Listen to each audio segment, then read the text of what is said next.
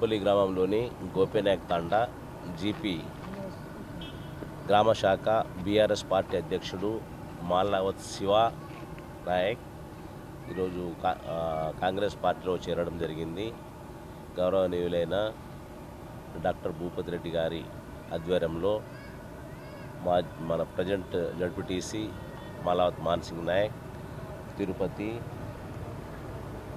మరియు Bhupathi Prakash, minority cell అధ్యక్షుడు ఆసిఫ్ మరియు నరేష్ అందరి సమక్షంలో, తిరుపతి అందరి సమక్షంలో ఈరోజు ఎమ్మెల్యే గారి ఆధ్వర్యంలో పార్టీలో చేరడం జరిగింది.